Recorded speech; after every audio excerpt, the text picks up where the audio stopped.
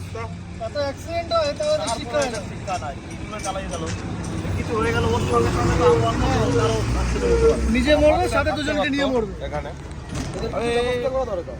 সত্যি কথা বলতে কি জানিস তো, এই যে যেসব বাচ্চা বাচ্চা ছেলেরা যেভাবে গাড়ি চালায়, বুঝলি তো, এক কাজ করতো, ওই ছেলেটা যদি ফের আসে ওই গাড়ি নিয়ে ধরতো, গাড়িটা ধর। আমরা এখনই দাঁড়িয়ে আছি, এখান থেকে ধরবো আসার তারপরে দেখা যাচ্ছে। হ্যাঁ ধর ধর ধর ধর ধর।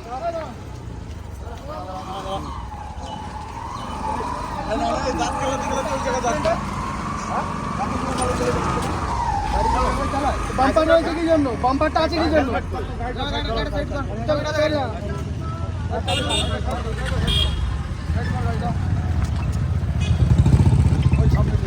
ওই সামনে লাগা। হ্যালো, হ্যাঁ ও রাত্রিতে 160 টাকা। এত জোরে গাড়ি চালিয়ে যাচ্ছে, এখানে বাম্পার রয়েছে দেখছে না, ডেলি এখানে অ্যাক্সিডেন্ট হচ্ছে শুনছেন। বাম্পার থাকা সত্ত্বেও গাড়ি স্পিড প্রায় 80-90। গাড়ি যে এত জোরে চালাস, তোর লাইসেন্স আছে?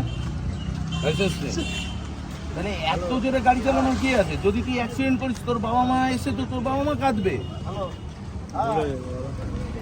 ভুল হয়ে গেছে মানে, আর তুই তোর গাড়ি চালানো তো আরেকজন অ্যাক্সিডেন্ট হয়ে মরতে পারে, তোর গাড়িতে তো আরেকজন বাঁধতে পারে। এই যে যেভাবে গাড়ি ভাজ ভুজ করে চালাচ্ছিস তুই, এতে তোর যদি কিছু হয়ে যায় তো কাঁদবে কে? তোর বাবা মা কাঁদবে, আমরা কেউ কিন্তু কাঁদবো না, বুঝতে পারলি? তো গাড়িটা কি আস্তে চালানো যায় না?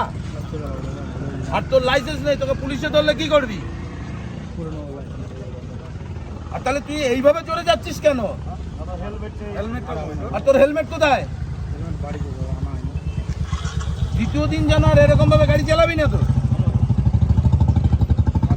ভদ্রভাবে গাড়ি চালা, ঠিক আছে? আর তোরও বন্ধু বান্ধব যারা আছে সবাইকে বল গাড়ি আস্তে চালাতে, ঠিক আছে?